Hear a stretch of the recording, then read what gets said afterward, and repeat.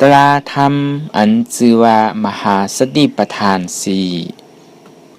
ฮอไว้มือวันที่2 เดือน 8 ปี2517รับตาเนิกเปิดตาอย่างปิงอยากตัวขันธะจิโขต่อไปตีนของเฮาคือเฮาหาสังหาธรรมอนัตตาสุดยอด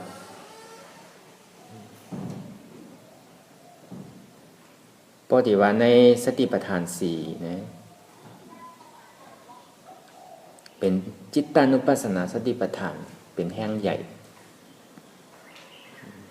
มันตาเฮาได้มาได้ถอมยินในมหาสติปัฏฐานสี่ในไหนคือเฮาฮู้กาขันอันที่เฮาเกิดมาเป็นคนคือเฮาฮู้กาขัน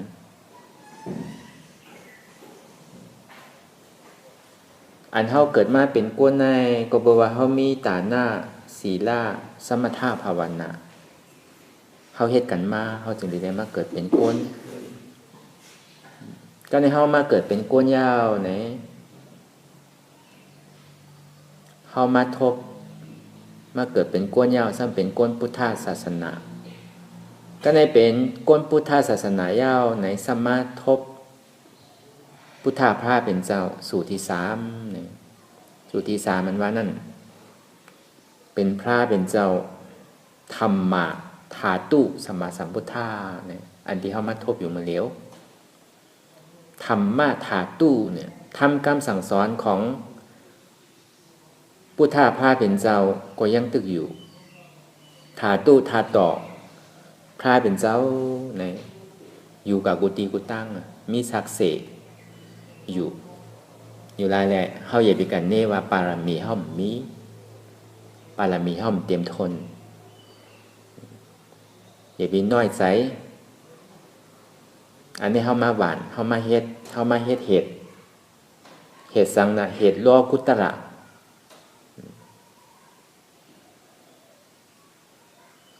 โลกุตระกุโสอันที่เฮาเฮ็ดมื้อเดียวเนี่ยสังว่า1 ก้อนเฮาได้เฮ็ดหวานเจอหวานพันมามีเจอมีพันไว้ยาวตั้งแต่มื้อป่นมาจาติป่นมาเนี่ยก็มันดิหมอไล่อยู่3 วัน 7 วัน 10 วันก็หมอไล่อันนั้นเฮามีเจอมีพันหวานไว้ก็ในสังว่าเฮามีเจอมีพันหวานไว้เนี่ยก็มื้อเดียวเฮามาเฮ็ดเฮ็ดโลกุตระกุโสกุโสตาที่ไรมักไรโผเตียนเฮาเฮ็ดอยู่มื้อเดียวเนี่ย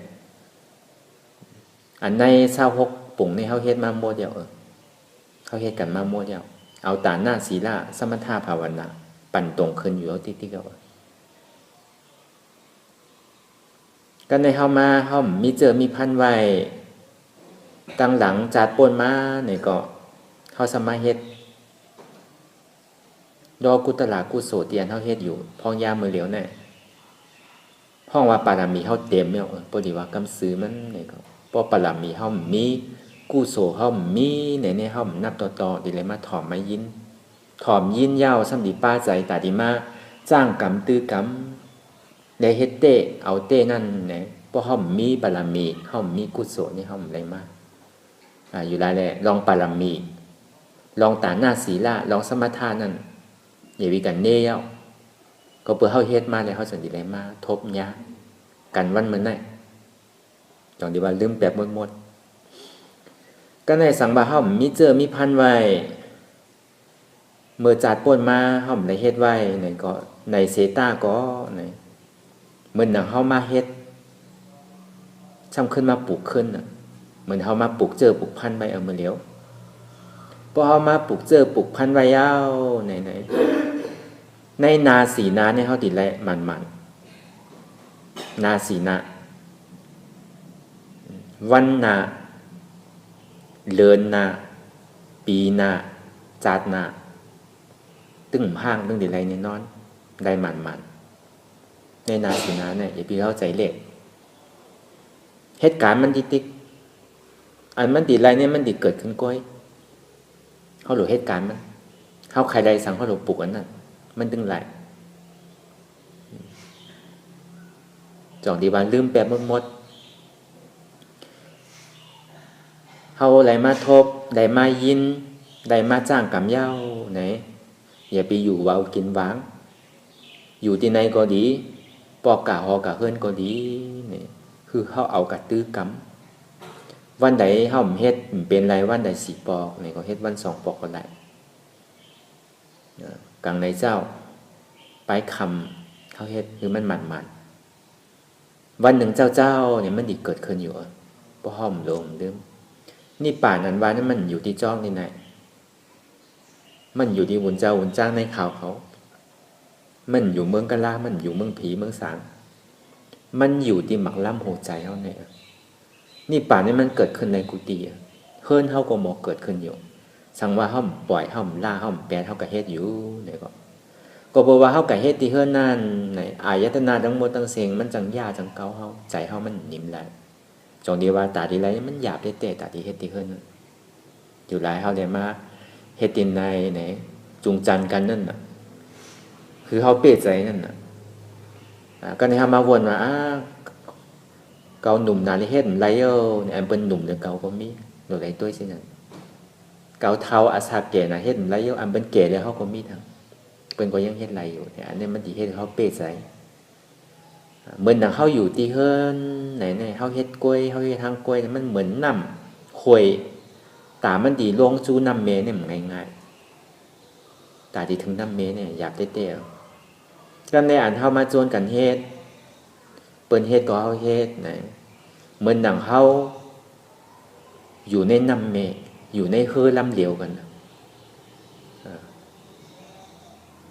อยู่ในเฮือลำเดียวกันก็แปลว่าเฮือลำนั้นอันที่มันอยู่ในน้ำเมนั่นไง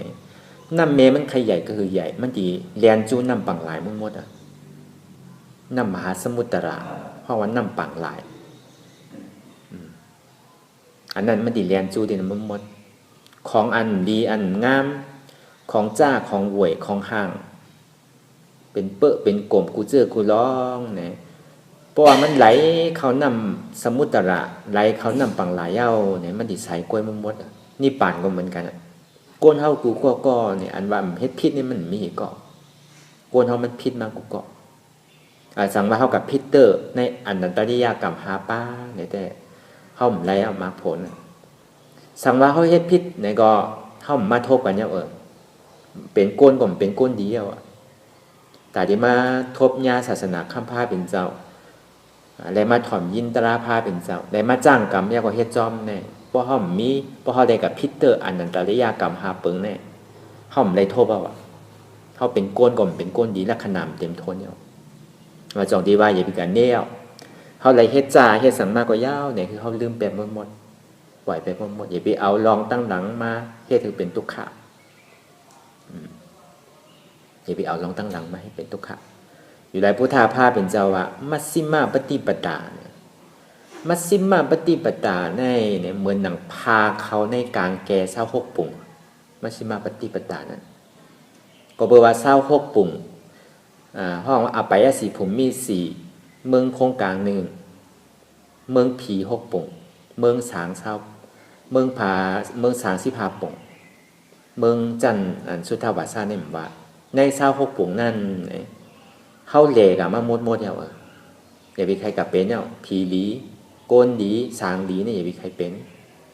ก็แปลว่ามันเป็นเฮิรนเก่าเป็นของที่เฮาเฮ็ดมาหมดเหมือนหนังมัชฌิมาปฏิปทาอันว่านั้นมันพาเขาในกลางแก่เขาใช่ไหมมันติดอยู่ที่ไหนเนี่ยอันนี้พุทธาภาพเป็นเจ้าว่าไว้มัชฌิมาปฏิปทาก็เป็นวิปัสสนาในอนัตตาวิปัสสนาเนี่ยเป็นมัตตาสมาธิที่ได้มัตตาสัมมาสังกัปปะอันนี้ห้องว่ามัชฌิมาปฏิปทาคือเอาไว้กาขันติเฮาเกิดมาเป็นก้นพุทธภาษาในมาถ่อมตราภาเป็นเจ้าในมาจ้างกรรมตื้อกรรมเนี่ยอันนี้เฮาแมดหนาวอันเปิ้นเนี่ยอย่าไปอ้ามหรอกอ้ามตัวเฮาอันที่อ้ามเนี่ยเราอ้ามตัวเฮาอยู่ไรอย่าไปลงอย่าไปลืมเฮาอยู่ที่ในเกาหลีปอกกะเฮิรนเกาหลีเนี่ยอย่าไปไหว้วางก็เพราะว่าเฮาเกิดมาเป็นก้นเนี่ยนั่นคือเหมือนหนังเขากับเกี่ยวเขานั่นน่ะนั่นคือมันติเกี่ยวเลยนำคือเอาขนาดตั้งเฮ็ดตั้งจ้างเขานั่นเหมือนหนังเขากับเกี่ยวเขาได้นำคือเอาขนาด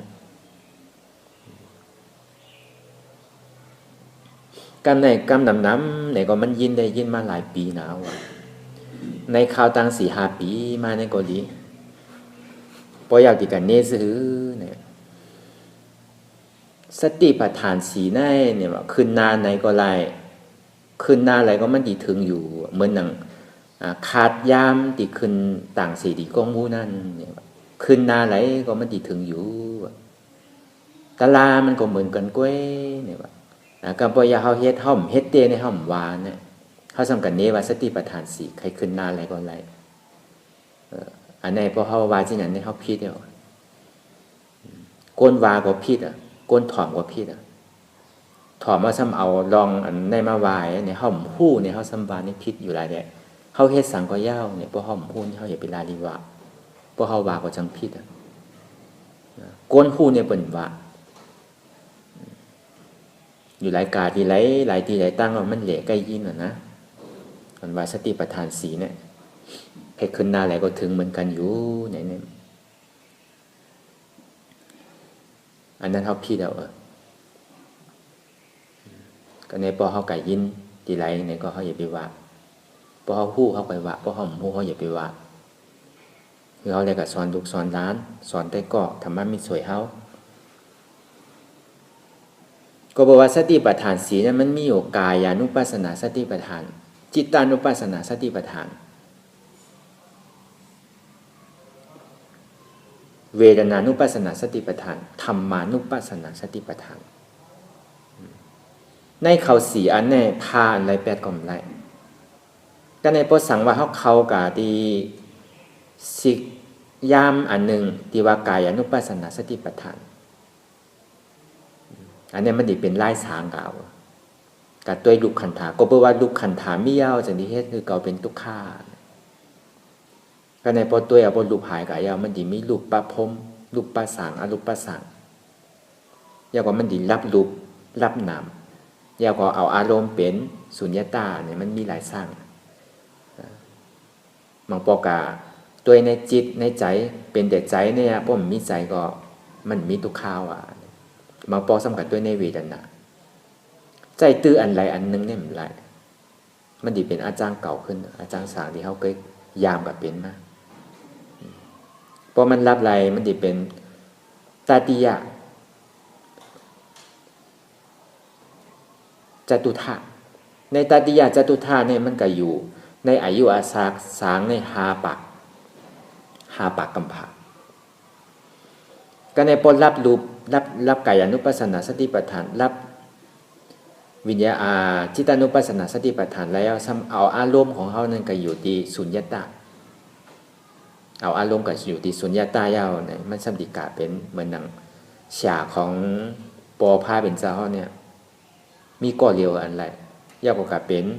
เมืองสางที่อายุยาว84,000เฮงกำ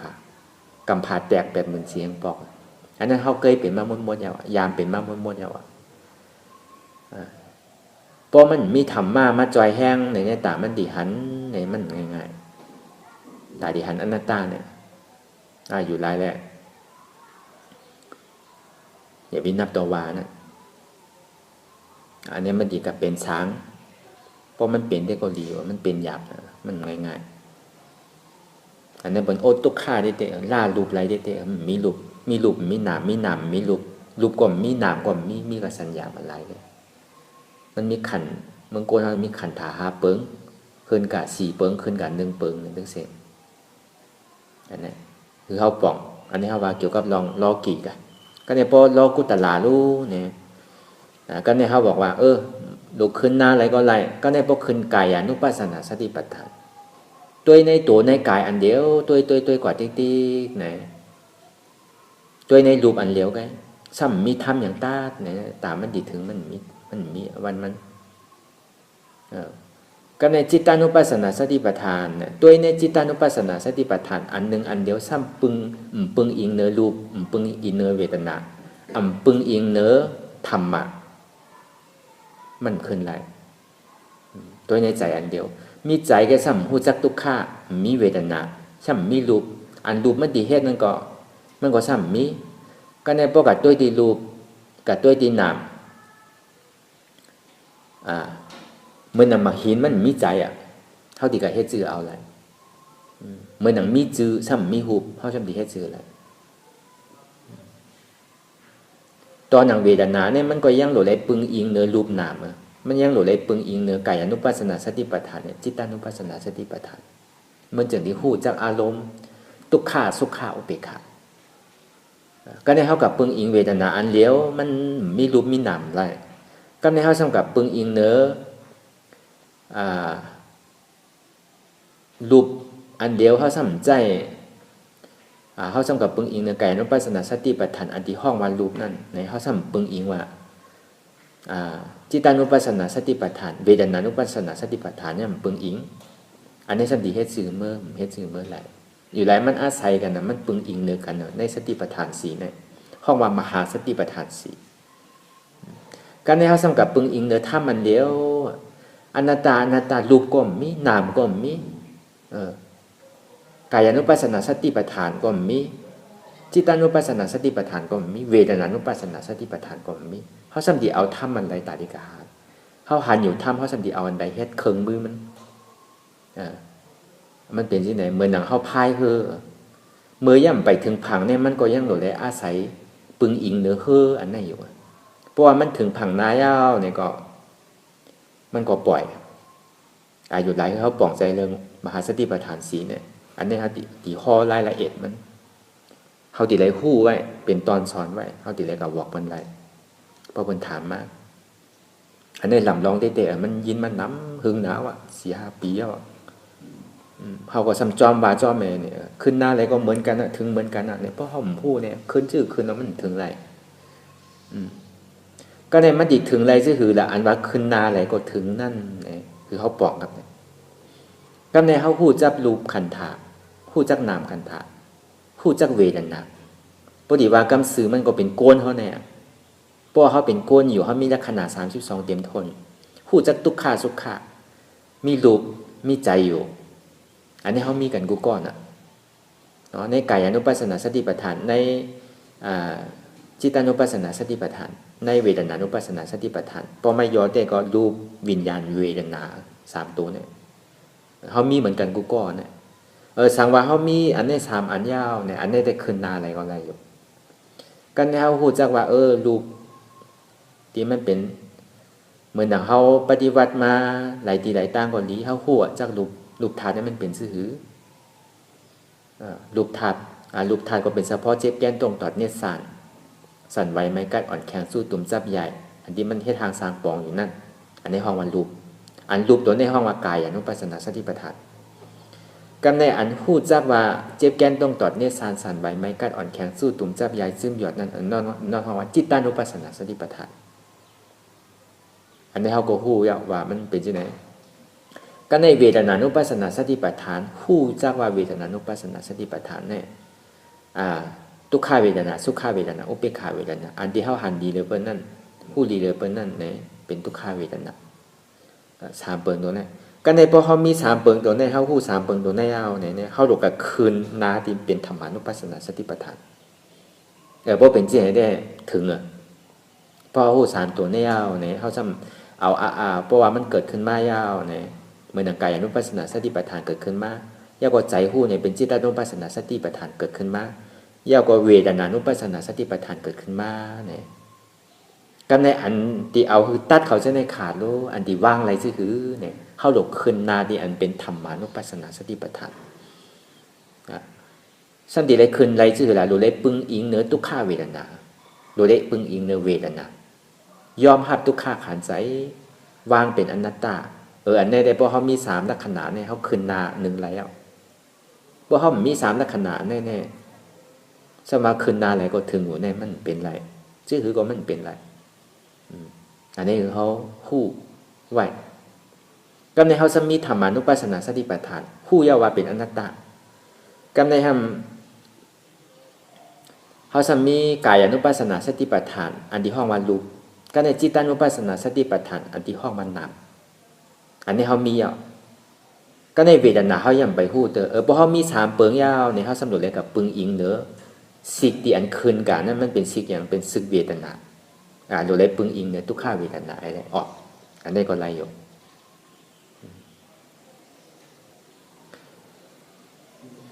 กำในเขามีจิตานุปัสสนาสติปัฏฐานยาวกว่ามีกายานุปัสสนาสติปัฏฐานยาวกว่ามีเวทนานุปัสสนาสติปัฏฐาน3เปิงเนี่ยสำคัญทั้งสิกหนึ่งเป็นสิกสังนะสิกจิตานุปัสสนาสติปัฏฐานอันนี้สำรวจกันอะไรกับคืนอันที่สิกอันที่จิตานุปัสสนาสติปัฏฐานพอเหตุอันได้คืนถึงไรก็ในเขาจะมีจิตานุปัสสนาสติปัฏฐานมีธรรมานุปัสสนาสติปัฏฐานมีเวทนานุปัสสนาสติปัฏฐานพอเขามี3เปิงยาวเนี่ยเขาสำรวจกับหาสิกที่อันเป็นกายานุปัสสนาสติปัฏฐานปึงอิงเนื้อเสียในมันจังที่เกิดขึ้นเนาะเพราะเขามีรูปในเขาที่หันเวทนาอะไรซื้อเขาที่หันทุกข์อะไรซื้ออันที่ว่ากายานุปัสสนาสติปัฏฐานเนี่ยเพราะเขาเอามาใจในเขาที่ไรอันที่เขามันนั่งสมาธิอยู่เนี่ยก็แปลว่าเขาเคยหันทุกข์ใครหันดีใจอันพูดทุกข์ยากกว่าว่างเป็นอนัตตาอะไรอันนี้จงที่ห้องว่ามหาพูดเป็นห้องว่ามหาสติปัฏฐานใหญ่อันนี้อยู่หลายใน4ตัวเนี่ยขาดอันใดอันหนึ่งไรกั้นนำสางเขาเนี่ยเขาที่หันรูปวิญญาณเวทนายากกว่าเขาไก่โจมอยู่ที่เวทนาที่อุเบกขาเวทนาให้มันเป็นธรรมอันนั้นในอย่างก็ธรรมา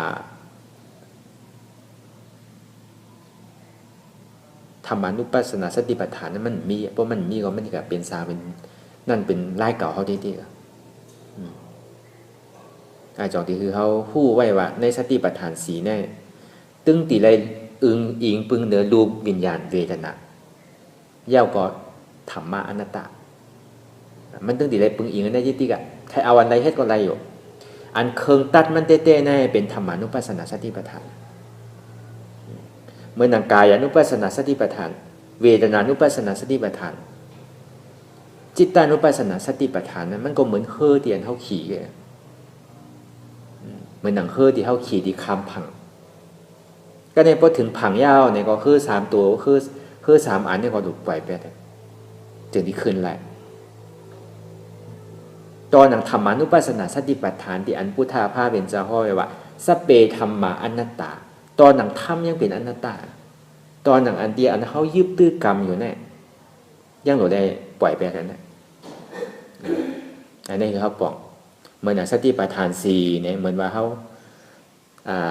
ตัดขาดทั้ง3สายยาวเนี่ย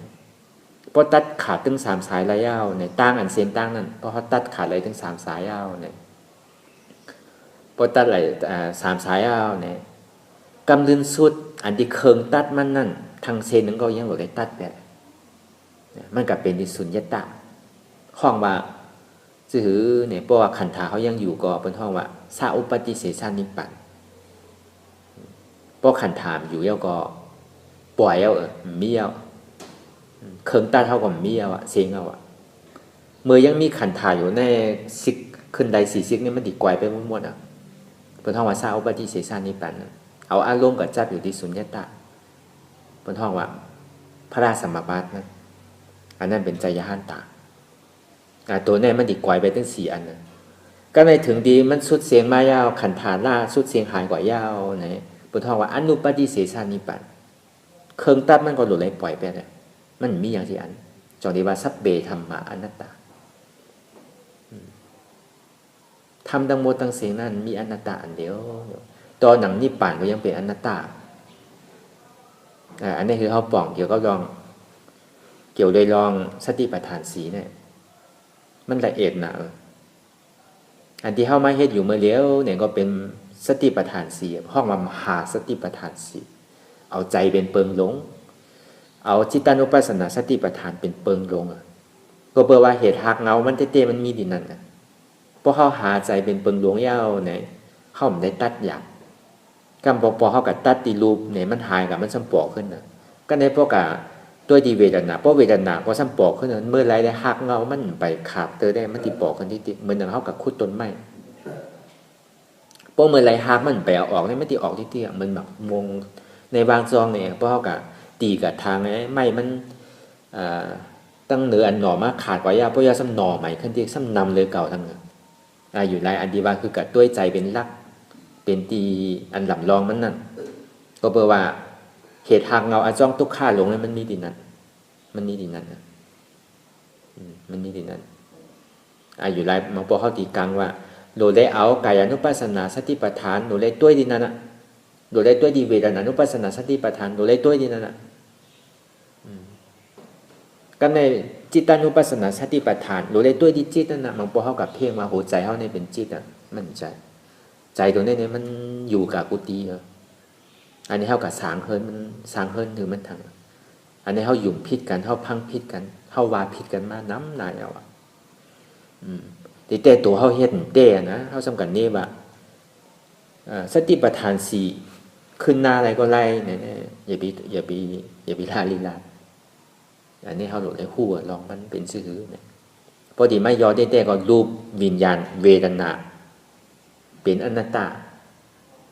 อันนี้ตัวยอมันนั่นแหละรูปก็เป็นกายานุปัสสนาสติปัฏฐานวิญญาณก็เป็นจิตานุปัสสนาสติปัฏฐานเวทนาก็เป็นเวทนานุปัสสนาสติปัฏฐานธรรมนั่นก็เป็นอนัตตาอันนี้เป็น4ตัวมหาสติปัฏฐานนั่นแหละ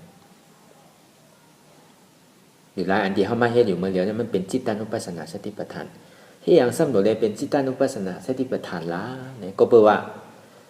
อันเฮาจ้าเป็นเมื่อเหลียวในบนห้องว่าปกติสาวกะห้องว่าทุกขาปฏิปตาปิญญาปุโกโดยไรปึงอิงเนอทุกขาเวทนาสร้างโดยไรปึงอิงเนอ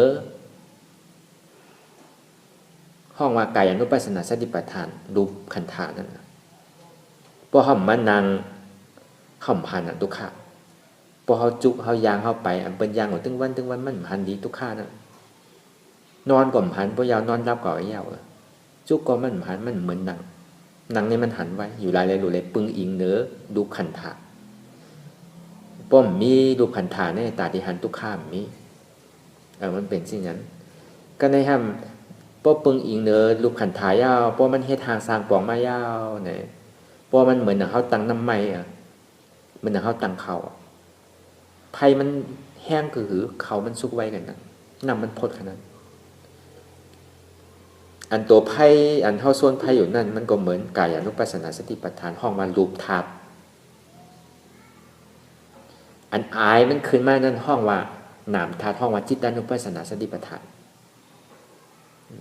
อันที่มันเดือดห้อนพดปุ๊บพาไปเสียนใส่เข้าเพื่อเจ็บเป็นก้ำนั่นอันนั่นห้องว่าเป็นเวทนานุปัสสนาสติปัฏฐาน3เปิงเนี่ยจอยเหลือก็ในป้อมปอกเกิดขึ้นมาเนี่ยป้อมว่ามันสุกกำหนึ่งโอ๊ตเอาเยื่นเอาเนี่ยเขาสมอวางเป็นธรรมานุปัสสนาสติปัฏฐานอันนี้เกี่ยวกับลองสติปัฏฐาน4มันปึงอิงเนื้อกันมั่วๆทำเนี่ยตอนนั้นกายานุปัสสนาสติปัฏฐานนั่นก็มันเป็นอนิจจาเฉพาะก็บอกว่ามันเป็นรูอุปเปิงจี้สังอำได้ใจเดียนเท่าหันอยู่นั่นก็ดีก็ในตีเวทนาที่มันปอกเกิดขึ้นมาอันนั้นเป็นทุกขาเฉพาะก็ในตีอันเท่าว่างเลยว่าเป็นอนัตตานั้นมันเป็นอนัตตาเฉพาะตีแต่อนิจจาทุกขามันต้องเกิดจอมหลังนิดๆมันต้องนูนอยู่เสียอยู่ไรเลยเขาหันทุกขาเขาหนูบนอนัตตานิดๆก็บอกว่าอนิจจาเลยทุกขาเนี่ยมันต้องกลับกันมากนิดๆอยู่ไรเลยเพราะเขาปึงอีงันได้เนี่ยกาได้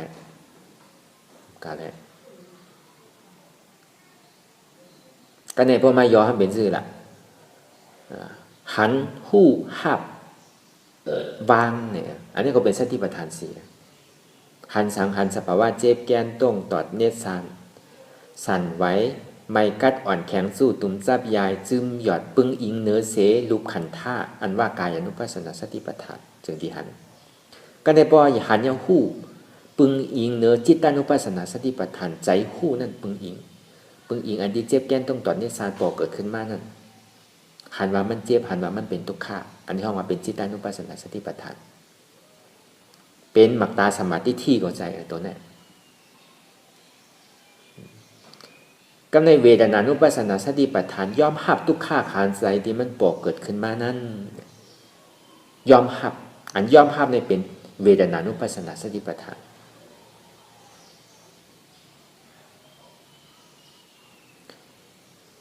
ยาวก็ธรรมานุปัสสนาสติปัฏฐานว่างคือเป็นธรรมอนัตตา ว่างคือเป็นอนัตตาอันนี้เฮาว่าสติปัฏฐาน4นี่ก็อยู่หลายแลมันเหมือนกันหมดมันยาวแต่ว่าก็ไรที่กับว่าซื่อๆได้เพราะเฮาเคยไรถ่อมได้ยินมานี่เป็นกะยุมอันว่าสติปัฏฐาน4นี่เป็นซื่อๆเนี่ยเพราะเฮาได้ยินได้อีกครับเฮาไรเฮ็ดเฮาไรถ่อมไรยินมาเพราะมันเหมือนสิไหนได้มันใจ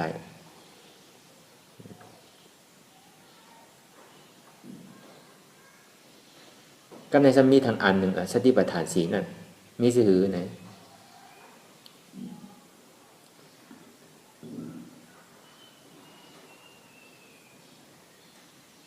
คำว่ากายานุปัสสนาสติปัฏฐานนั่นอันกายานุปัสสนาสติปัฏฐานนั้นมันมีเจ็บแกนต้วงตอดเนตรสารสั่นไหวโคมไต่ไมกัดอุ่นหนาวนักเว้าอ่อนแข็งสู้ตุ่มจับยายจึมหยอดอันนี้ห้องว่าสภาวะธาตุ4เปิงที่มันมีดีกายอนุปัสสนาสติปัฏฐานมีดีรูปขันธาของเฮาอันนี้1 2มาในจิตานุปัสสนาสติปัฏฐานอันดีใจกับผู้ว่ามันเจ็บแกนตรงตอดเนสานสั่นไหวไม้กัดอ่อนแข็งสู้ตุ่มจับยายจึมหยอดนักเว้าอ่อนแข็งนั่นเป็นรูปนั่นไหนอันในอันใจกับคู่คือล่ะคู่ว่ามันมีที่ขามันมีที่มือมันมีที่โหมันมีที่ตีนมันมีที่หนังที่เลือดที่เนื้อที่เอ็นเนี่ยมันมีที่อันใจคู่อันนี้ห้องว่าจิตานุปัสสนาสติปัฏฐานก็ในเวทนานุปัสสนาสติปัฏฐานซ้ำเมื่ออันสภาวะรูปธาตุอันห้องว่ากายอนุปัสสนาสติปัฏฐานให้ทางสร้างปองสภาวะธาตุลิ้นน้ำลมไผ่นั่นให้ทางสร้างปองอยู่ก็แปลว่ามันเป็นการมันแหลกไล่ค่ายอยู่คือดำดื้อการในใจซ้ำผู้ว่าเจ็บก็บอกว่ามันแดกลายค่ายอยู่คือดื้อในจงที่ห้องมาเป็นเวทนานุปัสสนาสติปัฏฐานในเวทนาได้มันมีอยู่3เปิงทุกขาเวทนาสุขาเวทนาอุเบกขาเวทนาอย่าไปกะออกที่นั้นออกที่ทุกขาเวทนาเปิงเดียวอันนี้ห้องว่าเวทนานุปัสสนาสติปัฏฐานก็บอกว่ามันเป็นเวทนานุปัสสนาสติปัฏฐานแต่มันปึงอิงเนื้อเสสภาวะธาตุน้ำลมไผ่ปึงอิงเนื้อเสใจอันคู่จักตีมันปึงอิงอันนั้นในจังที่ปออกมาเป็นเวทนานุปัสสนาสติปัฏฐานก็ในธรรมานุปัสสนาสติปัฏฐานมันเกิดขึ้นได้ซื่อๆล่ะเนี่ยก็ในดูอันเดียวมันเหตุการณ์อยู่นั่นในสังใจที่คู่ว่ามันเจ็บมีตีไรอยู่ในสังใจภาพทุกข้าที่มันปอเกิดขึ้นมานั่นในสังมันอุปเปิงในสีอันมันเป็นอนัตตาอันนี้ห้องว่าธรรมานุปัสสนาสติปัฏฐานที่ได้รูปแรงนามเนี่ยมันเป็นเฉพาะของอนิจจาเฉพาะก็ในอันเวทนาเป็นทุกขาเฉพาะก็ในธรรมาซ้ำเป็นอนัตตาเฉพาะอันแน่เป็นห้องว่ามหาวิปัสสนาญาณนั่นแหละเป็นมหามันใจ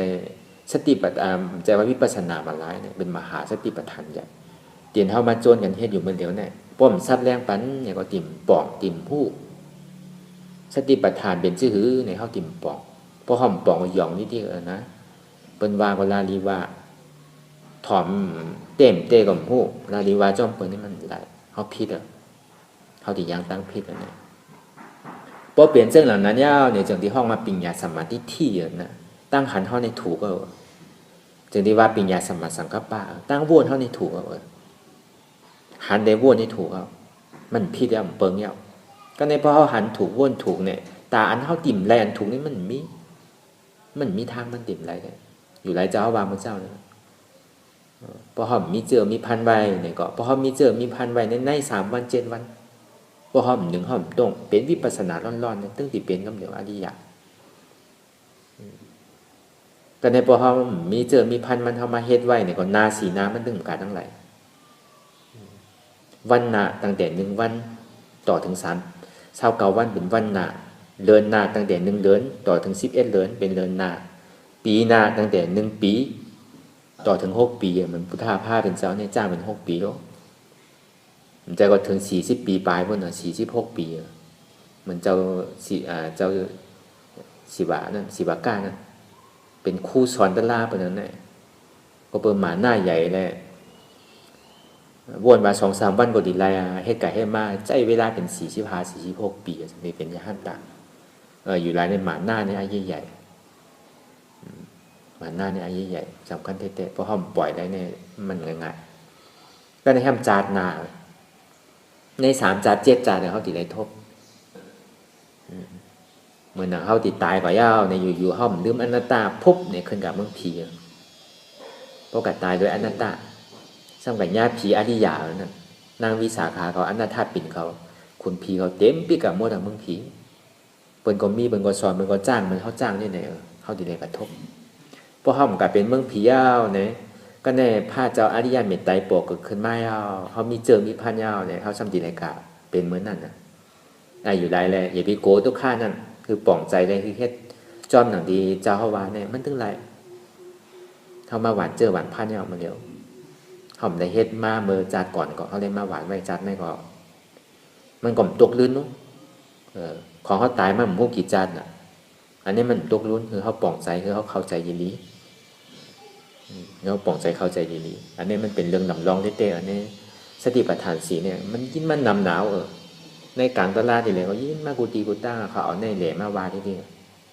ตีเต้ตัวเฮาเฮ็ดเต้ป้อมเฮ็ดเต้สำราลีบาก็หลายจังผิดอยู่หลายเฮาได้ยินได้ถอมเว้านี่ก็ตีเลยฮู้ตีได้เป็นตั้งฮู้ไว้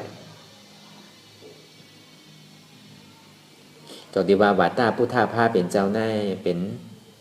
สมาธิที่สมาสังกัปปะเอาปิญญานำนาปิญญาศีลสมาธิเนี่ยนะก็ในกรรมนำในเมืองไทยในเขาดีว่าศีลสมาธิปิญญาในเมืองมันก็เหมือนกันศีลสมาธิปิญญาเนี่ยป้อมมีศีลในตาดีป้อมมีศีลเนี่ยโดยเฮ็ดสมาธิป้อเฮ็ดสมาธิยาวนี่ก็เฮ็ดการปิญญาโดยเลยมีศีลป้อมีศีลแล้วโดยมีสมถะป้อมีสมถะก้อยเขาวิปัสสนาจิตเต้มั่นใจพระราเป็นพระราปิญญาธิกาเราได้เอาปิญญานำนามันจะว่าศีลแซวก็ก้อยไรนิพพานเนี่ยมันใจตาหน้าเลี้ยวไรนิพพานใจเหมือนหนังตาหน้าดีเมื่อปานพุทธาภาพเป็นเจ้าเหมือนหนังนั่งวี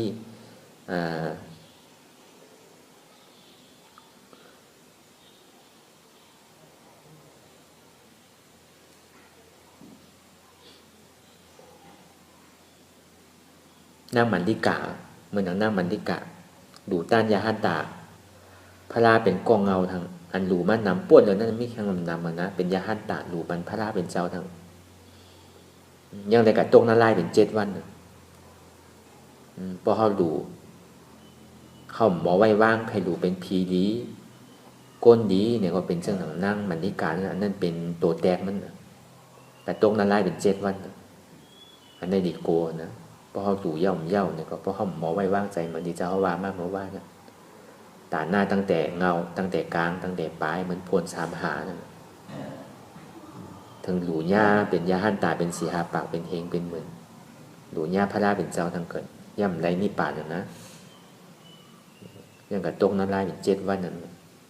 พอเด็กก็เอาเราเลยมีตาหน้าดีจึงดีมีศีลาใสเนี่ยก็ในพวกเขากัดแตงว่าศีลาใสกว่าไรนิพพานจึงดีเฮ็ดนิพพานไรเนี่ยกัดแตงมันมุนจ้างอันดีอยู่เมื่อปานพุทธาภาเป็นเจ้านั่นเหมือนอย่างปีนั่งมันเอาพามาหลูยาวในใจมันสำคัญติดพานั่นถ้าอยู่กับเป็นมิ้นตายกับเย้าอยู่กับเป็นมิ้นอยู่ที่พา7 วันอยู่แล้วเขาแฮนกู้สู่แฮนสังก็เย้าตาพ่อตาแม่เขาตาไผก็เรียกปีน้องก็เย้าคือต้องไว้ดีๆของดีปนแม่เขาหักของดีปีดีน้องเขาหักนั่นเนี่ยพอป่วน7 วันเนี่ยเขาใครปั่นไปก็ปั่น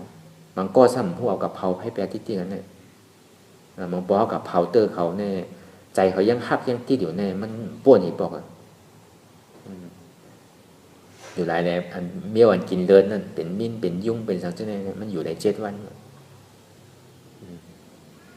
ตอนหนังวุ้นเจ้าสินมันนั่นแหละ227เต็มก็ในถึงเบอร์ติตายกับคุกใจไรผ้าก็เป็นมิ้นอยู่ที่ผ้าเลยไรผ้าเป็นเจ้าว่าป้อมใจ7 วันนี่อย่าวิธาเอาถูกที่เป็นของใครก็เป็นป้อมถูกนี่อย่าไปปันเตอร์ก็เพราะว่ามันว่าซื้อเนี่ยพาเกาพายอย่าไปเอาเนี่ยเพราะว่ามันถ้ามีกลกับเอามันสันติเป็นอุปทานเพราะตายซ้ำกับเป็นเป้ตาเป็นสร้างเป็นกันที่กันนะอยู่ไรคือเขาต้องไว้คือเขาจำคนที่รู้ที่ตายกว่าใน7 วันเนี่ยของที่เขาหักนั้นเอาไว้กำหนึ่งแต่ไปเผาพวกป่วนนั่นกว่าป่วน7 วัน8 วันเขาไปเผาผมไปเขาป่วนเนี่ยอันนี้ลีโกนะก็ในเฮ็ดสมถะภาวนาเลยก้อยไรนิพพานเนี่ยว่า อันนั้นก็เมื่อปานพุทธาภาพเป็นเจ้าก็มีอย่าเสสามป้านะเทศต่อถึงบ่อายุไรหาปากปีกำผาถึงอยู่84,000แห่งกำผานะย่ำไรผ้าเป็นเจ้าเกิดมาย่ำป้องไรนะย่ำกระชอดไรมั่นใจที่นั้นการเรียนเท่าเฮ็ดอยู่เมื่อเดียวมันเป็นโลกุตละกุโสมันเป็นการดีโลกุตละตาที่ไรมากไรโผอยู่ไรมั่นใจเป็นอันหนึ่งเรียนนะมันเป็นเรื่องเต้อันนี้ที่เฮาเฮ็ดกันเมื่อเดียวนะเขามาหาอันเต้พอหาอันเต้ก็เลยหันอันเต้พอหันอันเต้สำหรับได้ฮู้จักอันเต้พอฮู้จักอันเต้อยู่ก็เลยยอมรับอันเต้พอยอมรับอันเต้ปล่อยว่างไรนี่ก็เขาก็ดีแลอันเต้นะ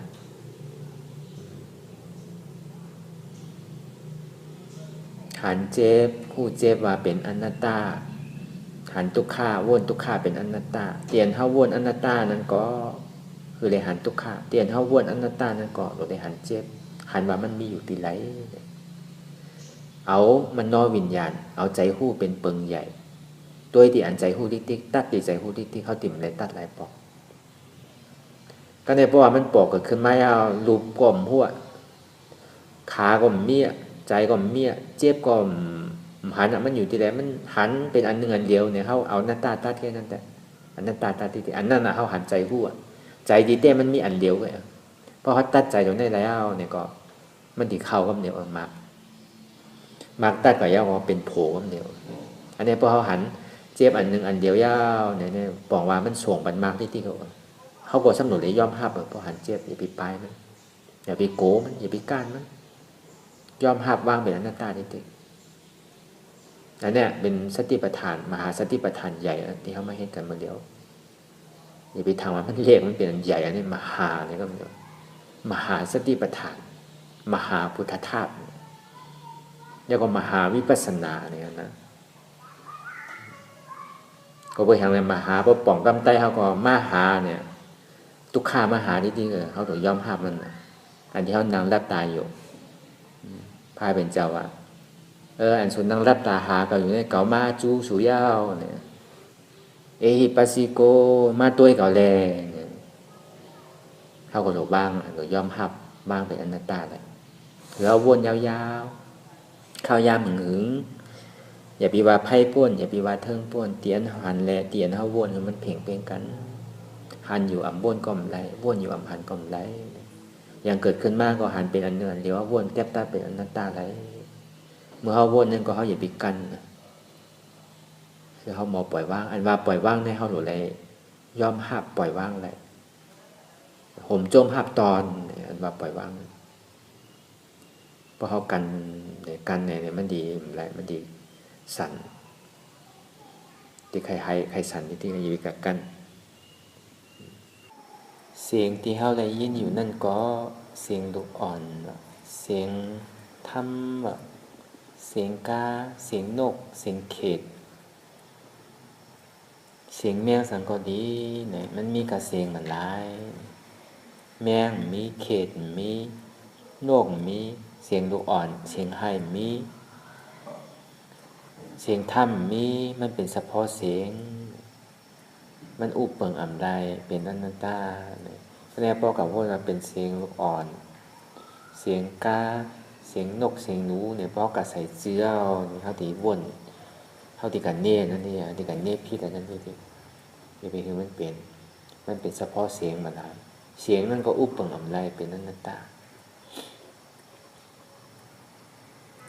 วนเป็นอนัตตาหันทุกขาอย่าไปเพื่อนด้วยทุกขาคือรู้จักทุกขาวางเป็นอนัตตาอย่าไปออกเสียงว่าอนัตตาในใจก็ได้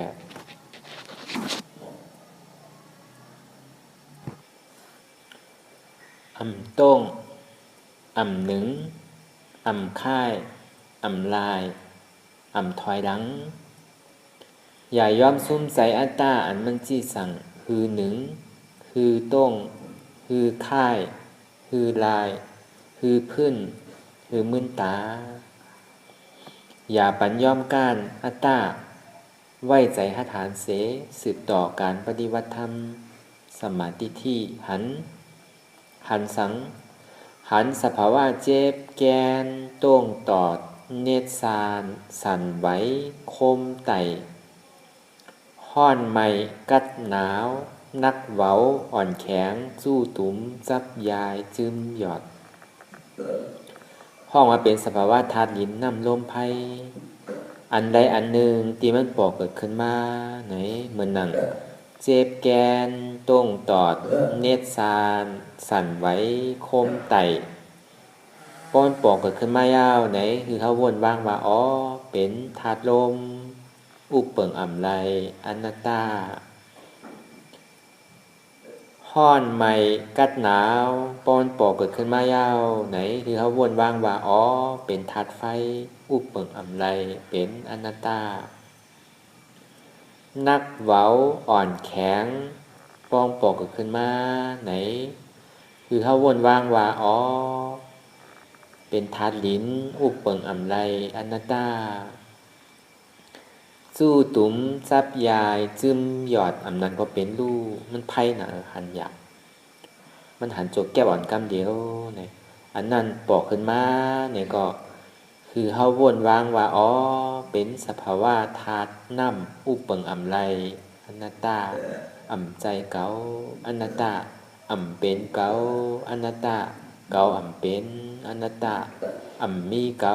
อนัตตาเก่าอ่ำมีอนัตตาเนี่ยก็ในพอวนสภาวะธาตุสี่เปิงเสื้อนาเดียนจะเอามาตั้งแต่เมื่อเจ้าห้องว่ามหาพุทธธาตุธาตุสี่เปิงธาตุใหญ่สี่เปิงเนี่ย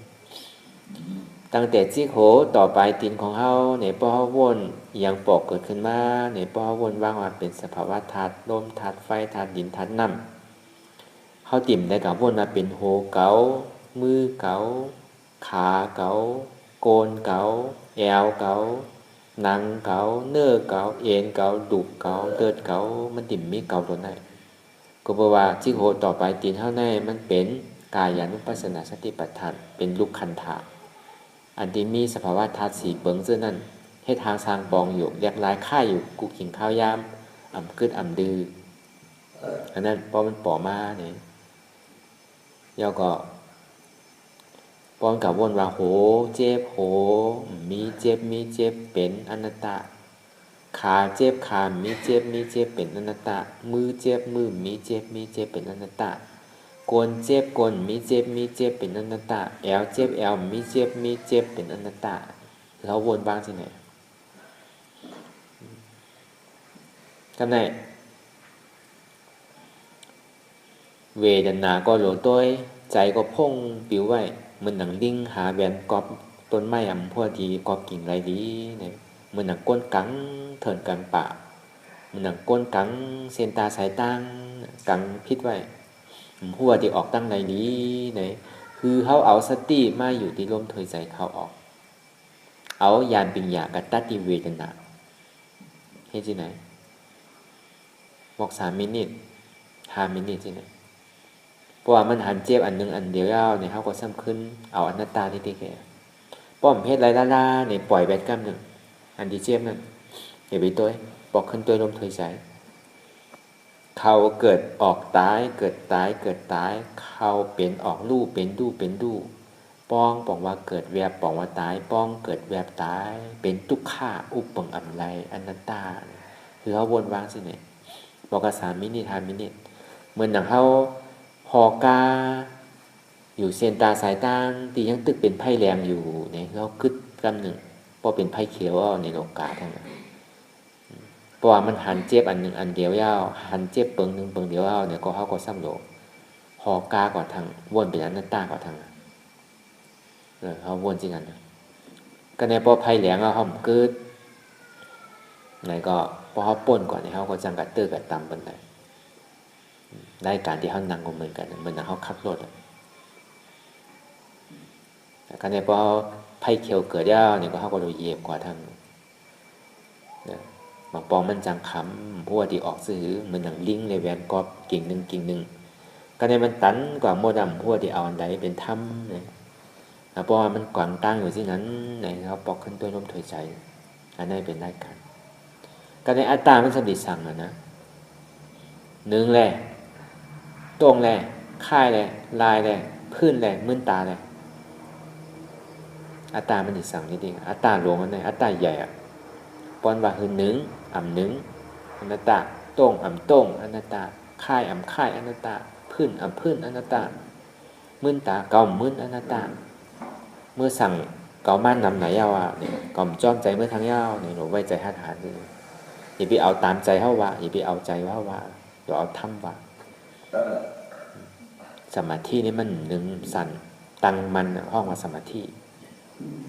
นั่งสมาธิวิปัสสนาสมาธินี่ตั้งมันอ่ำหนึ่งอ่ำโต้งอ่ำสันอ่ำค้อนอ่ำกาตั้งหน้าอ่ำมาตั้งหลังอ่ำซ้ายอ่ำขวาตั้งมันไว้อันนี้ห้องว่าสมาธิหนึ่งอย่าไปกลัวเจ็บมาทุกขามาเนี่ยก็คือหมอปล่อยว่างที่ดีเหมือนอย่างที่เมื่อเจ้าห้องว่าเวดนานุปัสสนาสติปัฏฐานนั้นยอมรับทุกขาห้องว่าเวดนานุปัสสนาสติปัฏฐานอันยอมรับมันเป็นมรรคสัจจะยอมรับทุกขาปล่อยว่างมันเป็นอนัตตาอันห้องว่าธรรมานุปัสสนาสติปัฏฐานอันหันเจ็บในห้องว่ากายอนุปัสสนาสติปัฏฐานอันหู้ว่าจักเจ็บมีดีไรในห้องว่าจิตานุปัสสนาสติปัฏฐานอันยอมรับเจ็บนั่นห้องว่าเวทนานุปัสสนาสติปัฏฐานอันเขายอมรับแล้ววางอะไรว่าเป็นอนัตตานั่นอันห้องว่าธรรมานุปัสสนาสติปัฏฐานอันนี้คือเขาวางอะไรอย่าไปกล้าเนี่ยมันถึงเวลาเลยว่าอย่าไปข้านวนติ๊กหาการให้มันเฮ็ดการวิปัสสนาในหลวงเอายานเป็นยาหาที่อันไรที่มันแห้งเนี่ยเขาหลงวนตัดอันนั้นเตียนเขากับวนอยู่เตียนเขาหันเจ็บอยู่ในจอเขามีอัตตาอยู่ห้าพอเขาว่างอะไรก็เป็นอนัตตาพอว่างอะไรก็เป็นอัตตาดูวิญญาณเวทนาพอเขาว่างอะไรเป็นอัตตาดูวิญญาณเวทนาพอเขาว่างอะไรเป็นอนัตตาเหมือนอย่างกายานุปัสสนาสติปัฏฐานจิตานุปัสสนาสติปัฏฐานเวทนานุปัสสนาสติปัฏฐานพอมันรู้วิญญาณเวทนาพอวางแล้วก็เป็นธรรมานุปัสสนาสติปัฏฐานเป็นสติปัฏฐานสี่เนี่ยมันเหมือนหนังเพิ่นมีสี่เสาเลยนะมันตั้งมันเนี่ยตามันไรมันมีอย่าไปลืมมันบ่าวเหตุการณ์สังคือเขาคู่คือเขาตื่นอยู่ตื่นคือตื่นอยู่เตียนเขาเหตุการณ์มาเดียวตื่นอยู่กับปัจจุบันพองยามเดียวอย่าไปกายตั้งหลังอย่าไปวนลองตั้งหน้าอย่าไปเอาลองตั้งหลังมาเอาให้เป็นทุกข้าอย่าไปเอาลองตั้งหน้าเหมือนเขานอนรับเนี่ยเพราะเขาวนลองตั้งหน้าเพราะว่าผีขึ้นมาแล้วหน้าคนตายจ้อเขาอยู่ที่โลโก้อันนี้เขาเป็นงานมัชฌิมาปฏิดัตตะผ่าสายในสัตวรรษทั้งหมดสังขาราทั้งหมดใน26 ปวงนี่เขาดิผ่าก่อนในกลางมันตาดิจูเขานำปังลายมหาสมุทรตระอันเดียวเปิงเดียวกัน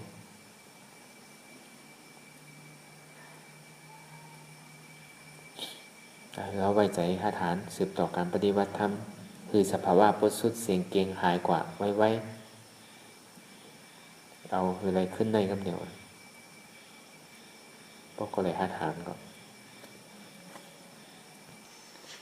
ลองตั้งอันเป็นอยู่กูเจอกูอย่างย้ายคล้องคำไว้ดีใจหู้ถอดถอนออกดีใจหู้ให้มันออกเสียงก่อนสภาวะอันใดก็ดีลองตั้งอันใดก็ดีอันเกิดขึ้นมาที่โตที่ใจเสื้อนั้นถอดถอนออกดีใจหู้ให้มันออกเสียงลองสภาวะรูปธาตุสี่เปิงเสื้อนั้นเจ็บแกนต้งตอดเนตรสานสั่นไหวคมไตห่อนไหมกัดหนาวนักเว้าอ่อนแข็งสู้ตุ่มจับยายซึมหยอดสภาวะรูปธาตุเตียนนามธาตุกว่าหู้จักตีอันเฮายึดไว้ว่ามีโตมีตนตีอัตตายึดถือยึดมันไว้ว่าเป็นเก่านั่นคือเฮาหมอปล่อยวางเป็นอนัตตาลองใส่พ่งปิวอยู่อันเฮาวนลึกวนเลยอยู่เป็นเรื่องเป็นราวอยู่เช่นนั้นในสังคือเฮาถอดถอนออกนิสัยผู้ให้มันออกเสียงก่อนยอมคืดยอมออกยอมลงอันเฮ็ดแถวยินดียินให้เสื้อนั่นอารมณ์เสื่อนถึงใสถึงคอไว้ ตีมันยึดไว้ตีมันเป็นทุกข์นั้นปลดปล่อยวางออกที่ใจคู่ให้มันออกเสียงก่อนลองเสื้ออันเป็นทุกข์แลลองย้อนถึงใสหลายๆอย่างอันเกิดขึ้นมาที่โตที่ใสเสื้อนั้นปลดวางเงี้ยวเสียก่อนก่อยๆค่ายย้ายลายหนึ่งพื้นลอย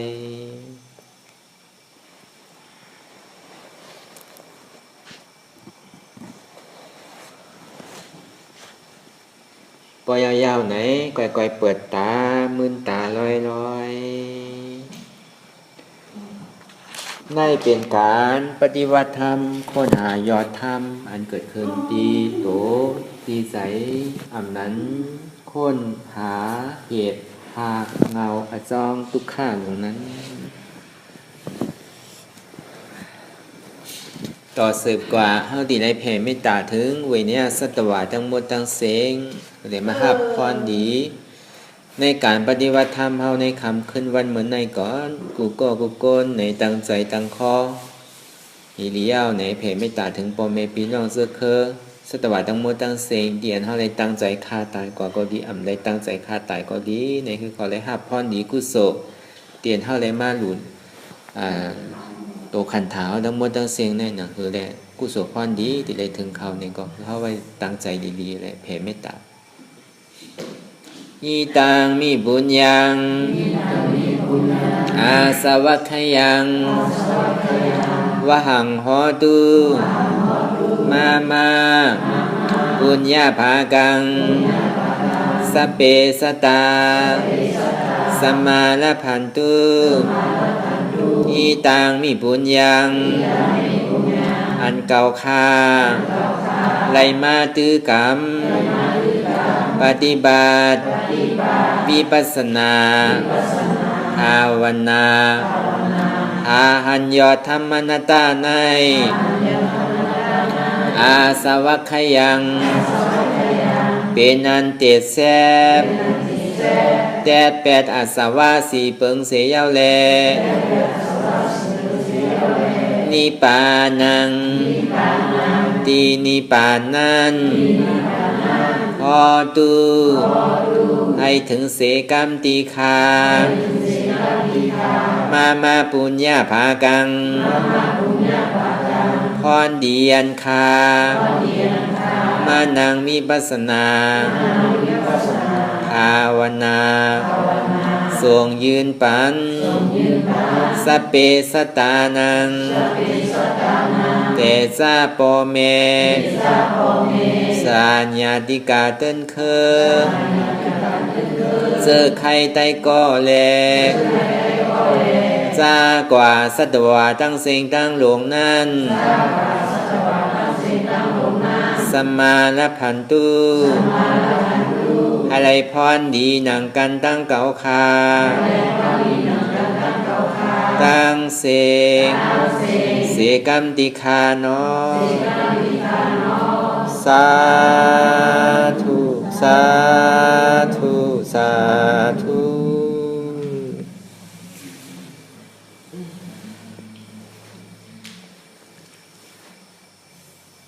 รับตาเนิบเปิดตาอย่างจริงอยากตัวขันถา